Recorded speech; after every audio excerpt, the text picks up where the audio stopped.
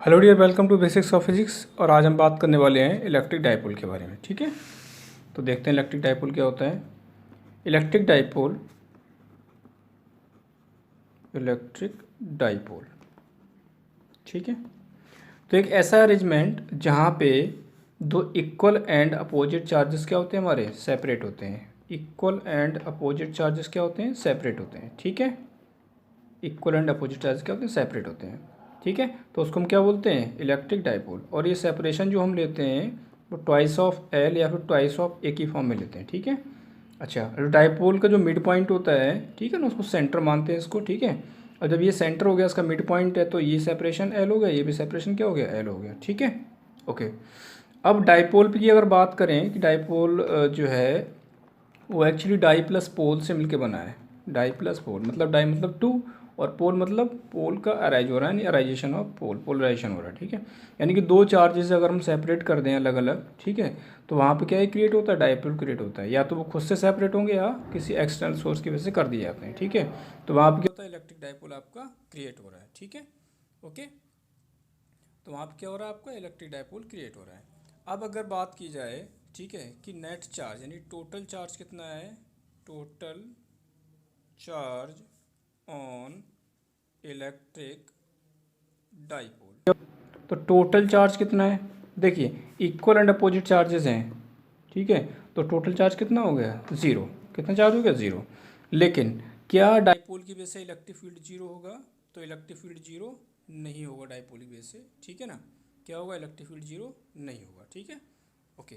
Next बात करते हैं हम लोग कि डाइपोल का अपना ये क्या होता है, मोमेंट होता है। डाइपोल का अपना क्या होता है, मोमेंट होता है minus Q charge plus Q charge, और इसका सेपरेशन कितना हो गया, 12 हो गया। ठीक है, क्या होता है, डाइपोल का अपना एक मोमेंट होता है। ठीक है, और वो डाइपोल मोमेंट कितना होता है, उसको हम पी से लिखते हैं। तो एनी चार्ज, कोई भी एक चार्ज ले लो और बीच का सेपरेशन कितना ले लो।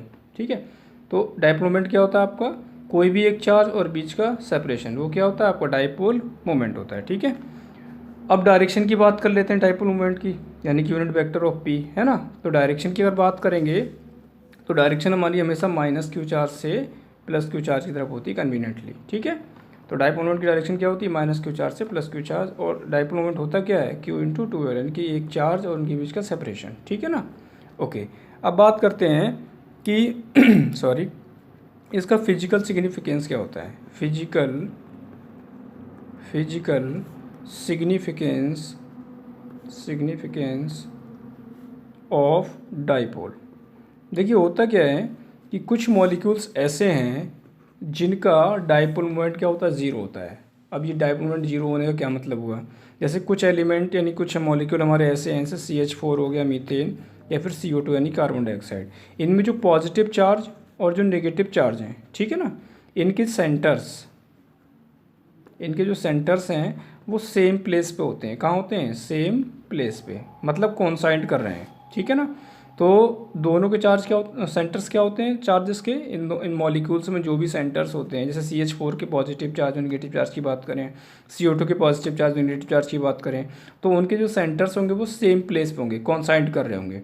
तो वहाँ पे जो डाइपोल मोमेंट होगा वो कितना होगा, ज़ीरो होगा। ठीक है, जब कोई एक्सटर्नल सोर्स हम ना लगाएं, मतलब एक्सटर्नल फील्ड क्या हो हमारा, ज़ीरो। ठीक है ना, ओके। लेकिन हाँ, अगर हम फील्ड यूज़ करेंगे, मान लो हमने एक्सटर्नल फील्ड ले लिया, ठीक है, तब क्या होगा, इनके पॉजिटिव चार्ज और नेगेटिव चार्ज के बीच में अलाइनमेंट आ जाएगा, मतलब पोल अराइज कर लेंगे। ठीक है, उनके बीच में सेपरेशन आ जाएगा, और वहाँ पे तब डाइपोल मोमेंट आपका एग्जिस्ट करेगा, मतलब डाइपोल मोमेंट आपका जीरो नहीं होगा। ठीक है, ओके। तो ये सिचुएशन हो गई कुछ मॉलिक्यूल्स की जहाँ पे डाइपोल मोमेंट जीरो होता है ड्यू टू सेंटर्स कोइंसाइड करते हैं, सेंटर सेम प्लेस होते हैं। ठीक है, okay, in absence of external electric field. हाँ, अगर एक्सटर्नल इलेक्ट्रिक फील्ड आप यूज़ करेंगे तो वो जो चार्जेस हैं वो क्या होंगे, सेपरेट हो जाएंगे, वहाँ पर डाइपोल मोमेंट आपका आएगा, यानी जीरो नहीं होगा। कुछ मॉलिक्यूल्स होते हैं जिनमें परमानेंट डाइपोल मोमेंट होता है, जैसे वाटर हो गया। ठीक है, तो वाटर के पास जो पॉजिटिव चार्ज और नेगेटिव चार्ज अकर करेगा, उनके जो सेंटर्स हैं, वो कॉन्साइड नहीं करते हैं। ठीक है ना, कॉन्साइड नहीं करते हैं, यानी कि सेम प्लेस पे नहीं होंगे, सेम प्लेस पे नहीं होंगे। ठीक है ना, तो इस सिचुएशन में क्या होगा, इसके पास एक परमानेंट डाइपोल मोमेंट एग्जिस्ट करेगा वाटर के केस में। ठीक है, यानी ये परमानेंट डाइपोल मोमेंट इसका जीरो नहीं होगा, अगर इलेक्ट्रिक फील्ड जीरो भी है तो, एक्सटर्नल इलेक्ट्रिक फील्ड जीरो भी है तो भी इसमें क्या होगा, डाइपोल मोमेंट जीरो नहीं होगा, ठीक है ना। यानी कि अगर एक्सटर्नल इलेक्ट्रिक फील्ड हमारी जीरो है तो भी इसमें डाइपोल मोमेंट यहाँ पे आएगा, ठीक है, डाइपोल मोमेंट आएगा, जीरो नहीं होगा। लेकिन हम एक्सटर्नल इलेक्ट्रिक फील्ड अप्लाई करेंगे, ठीक है ना, तो भी डाइपोल मोमेंट आएगा, दोनों केस में आ रहा है। जबकि पहले वाले में क्या था कि एक्सटर्नल इलेक्ट्रिक फील्ड जीरो है तो डाइपोल मोमेंट हमारा जीरो था, तो कोई फर्क नहीं पड़ रहा था। हाँ, फील्ड अप्लाई करने पे मोमेंट आ रहा था, लेकिन यहाँ पे पहले से ही है, ऑलरेडी है, तो कहते हैं परमानेंट क्या है, डाइपोल मोमेंट इसमें एग्जिस्ट कर रहा है, ठीक है ना। ओके, तो ये बात हो गई कुछ मॉलिक्यूल्स की जिनके पास ऑलरेडी क्या होता है, डाइपोल मोमेंट एग्जिस्ट कर रहा होता है, ठीक है। अब बात कर लेते हैं कि अगर एक डाइपोल मोमेंट है, एग्जिस्ट कर रहा है, और उसको हम यूनिफॉर्म इलेक्ट्रिक फील्ड में रख रहे हैं, उसको हम यूनिफॉर्म इलेक्ट्रिक फील्ड में रख रहे हैं। यूनिफॉर्म इलेक्ट्रिक फील्ड का मतलब होता है कि फील्ड की जो वैल्यू है और डायरेक्शन है वो हर जगह क्या हो, सेम हो, ठीक है। फील्ड की जो वैल्यू और डायरेक्शन है वो हर जगह क्या हो, सेम हो। अब यहाँ पे हमने एक डाइपोल रखा, ठीक है ना, minus Q charge plus Q charge sorry. तो इस डाइपोल पे क्या होगा, इलेक्ट्रिक फील्ड की वजह से क्या लगेगा, फोर्स लगेगा। पॉजिटिव चार्ज पे in the direction of electric field लगेगा, और negative charge in the direction of, in the opposite direction of electric field लगेगा, ठीक है ना। लेकिन ये जो फोर्स है वो क्या होंगे, इक्वल एंड अपोजिट होंगे, तो नेट फोर्स क्या होगा यहाँ पे, जीरो।